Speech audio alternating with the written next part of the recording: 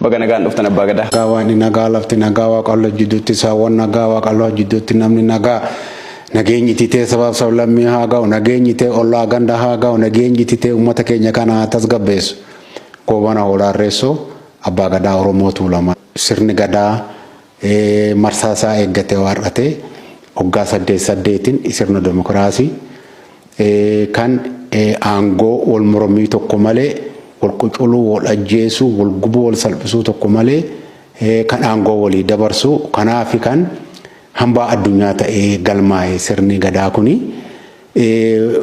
waan sirni gadaa kun qabu laaluu fi tibbana Kenya Nairobi keessa turtii godhee jira wama sirni gadaa qabu laaluu fi Nairobi keessa Oromoon akkamitti akka jiran darbanii Kenya keessa Marsaabeetee keessa Oromoon akkamitti akka jiraatan Kenya laalee jira Moqaadishoolleen Somaalee Moqaadishoolleen Oromoon ollaa Keenyaa akkamitti akka Somaalee wajjin jiraatu laalee jira turtii bal'aa kan godhe Somaaleelaandii keessatti illee turtii godhee jira jechuudha. Hariiroo hawaasni kun waliin qabu waan Itoophiyaan qabu duudhaa fi safuu walitti dhiyeenya uummata Oromoo kanaan walitti dhamiinsa qaban waan sirni gadaa qabu kana laalan ture jechuudha biyyoota sadiin kana keessatti. Tole bareeda baga nagaan deebitanii. Hayyee gara deemtan kanatti gaaf dura deemtan affeeramtanii deemtan moo dhaquu barbaannettaniit waa haajamtanii haja keessan himattanii haajaa saniif asii qajeeltanii baatan moo akkam ture? Affeeramneeti kan deemne biyyoota gaafa Afrikaatirra jiru tana akka laallu. Gaafa Afrikaatirra kan jiru kun nageenya isaatilleen diinagdee isaa siyaasa isaa hawaasummaa isaa naanna'ee laaluu fi kaayyoon kiyya biyyoota ollaa keenyaa kana Keenyaa Somaalee Somaaleelaandii kanneen laalee fakkeenyaaf amma hoggattoo fudhatte Somaaleelaandii keessatti bakki Oromoonni sochii guddaatti qabu naannoo Togoo Wucaalee hawaasni kun akkamitti akka wajjiniin jiraatu olii buliin isaanii akkam akka ta'e sochiin hawaasummaa sochiin daldalaa gaddalleen gammachuu akkamitti akka wajjin dabarsan sirriitti laalee jira jechuudha. Asiin Somaaleerraa jalqabdaniit Keeniyaa dhaqxanii? Keeniyaarraan eegale. Keeniyaarraan Somaaleerraa galtan. Moqaadishoorraan Somaaleelaandi seene. Maal argitan? Hagan yaade oliin arge. Haganii yaade oliin argee nulleen as teenyee Oromoon gaafa Afrikaa kanarra hin jiraa maqaa ageenyu malee guma Oromoon achi jiraa kan jedhu akka gaafiin natti ta'e gaafan immoo garuu achi ga'ee jedhu wanta yaade olitu na qunname keessattuu Keeniyaa keessatti karaa deemsa na dhoowwe uummanni Oromoo Keeniyaa Naayiroobii keessatti karaa deemsa na dhoowwe Somaaleelaandii keessallee akkasumatti uummanni Oromoo miira guddaa keessa qaba sirna gadaa kan Oromoo arguun keessattuu abbaa gadaa arguun hawaasa kana baay'ee hawaasa Oromoo kanarra darbee hawaasa Somaalee hawaasa Keeniyaa kasirritti gammachiise jechuudha. Somaalee fi Somaaleelaandii Naayiroobii Keeniyaa keessatti miirri isaan Oromoo qaban miirri isaan Oromummaa qaban amma afaan Keeniyaa dubbatee Oromootu jira. Afaan Somaalee dubbatee Oromootu jira amma Oromootu jira. Kan abbaa lama sadii achitti himatutu jira. Kuni baay'ee tokko kan nama gammachiisu baay'ee keessa hangam akka Oromoon ga'u kasi agarsiisu jecha. Nu gaafan Somaaleelaandii seen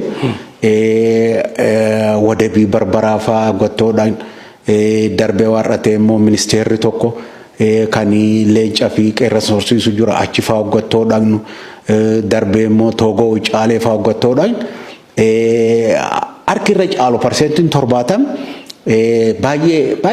baay'ee tokkotti gammada waa'ee uummata Oromoo kan jiruuf jireenya Oromoo baay'eetti gammada keessattuu jaarroleen keessattuu immoo dargaggeessi beekan ka haalli galeef jireenyi ija duraa maal haa ta'u jireenyi ija duraa akkamitti biyya Itoophiyaa tan akkamitti biyya Oromoo tan walitti makamnee jirra akkamitti wajjin jiraan sochiin daldalaa sochiin siyaasaa sochiin hawaasummaa maal haa ta'u kan jiru baay'ee itti gammada. Ministeerri tokko Somaaleelaandii keessa gaalalleen hin horsiisaa leencalleen qeerransalleen bineeyyii adda addaa horsiisa ministeera duraaniiti.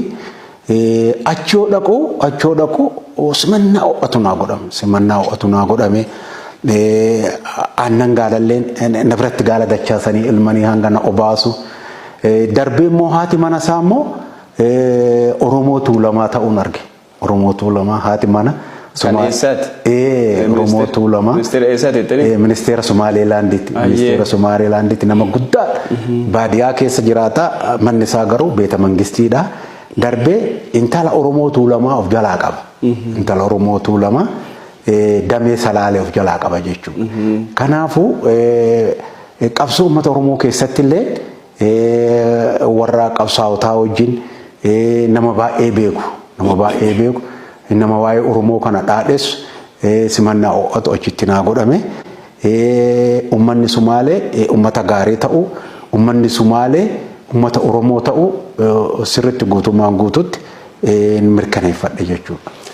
Gaarii haga amma argitanitti gaa sirni gadaa baha Afrikaa kana ijaaru walitti hidhuu keessatti gahee hagamii waan qabu isinitti fakkaata?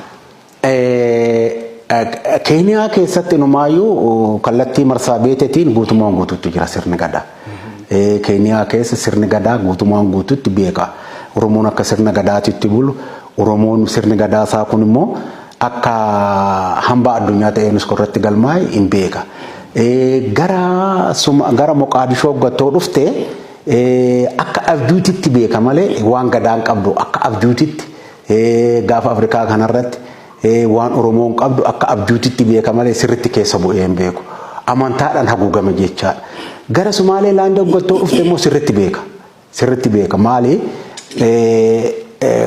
Gosa dir kan jedhan kan kun guutumaan guututti sirna gadaa hordofa.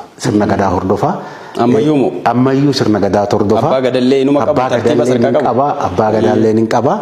Hayyuun keenya Bayyanaa Sanbatuutillee gizee sirna gadaa isaa dhaqee ilaalee jira. Biyya san dhaqee ilaalee jira abbaan gadaa Bayyanaa Sanbatu sirriitti akka sirna gadaatitti bulan darbee warratee pirezidaantiin isaanillee ni beeka. Pirezidaantiin amma Somaalilaandii embaasii keenya ni simannaa nu godhe yoo nu dubbisu hariiroo hawaasni kun wajjin qabu sirriitti ibsee lafa kaa'ee hin beeka jechuudha. Hariiroo immoo uummanni Somaalilaandii, uummanni Moqaadishoo, uummanni Keeniyaa kun hawwii uummata Itoophiyaa kanaa qabu keessattuu uummata Oromootiin daangarraa qabu kan pirezidaantonni yookaan immoo gorsitoonni bakka ol qunnametti sirriitti lafa kaa'an sirriitti miira qabu jechaadha. Amma Keeniyaa keessatti bakka bu'oota uummataa itti gaafataman argadhe. Somaalee Moqaadishoo keessatti embaasii keenya fi Keeniyaa keessatti embaasii Baacaa Biraan qubadhe. Ambaasaddar Baacaa Biraan qubadhe. Innillee haala gaariin na simatee galata galchuuf hin barbaada. Achirraa immoo Moqaadishoo gattooseen ambaasaddar Muktaar Kadir jaarrolee wajjin achitti na simatee achittillee bakka bu'aa uummata Somaaleeti ka argadhe. Kana haasofsiise. Somaalilaandii seenaan pirezidaantiin argadhe. Ambaasaddar Daliil kan jedhan achitti nu simatee akka ol qunnamnu godhe. Aangoo siyaasaa keessatti wanti badduu wanti qaaqamtu hin jirtu. Kara siyaasati wanta gaariidha. Darbee warratee wanti tokko hin dhabamu. Wanni xiqqaan tokko. Fakkeenyaaf amma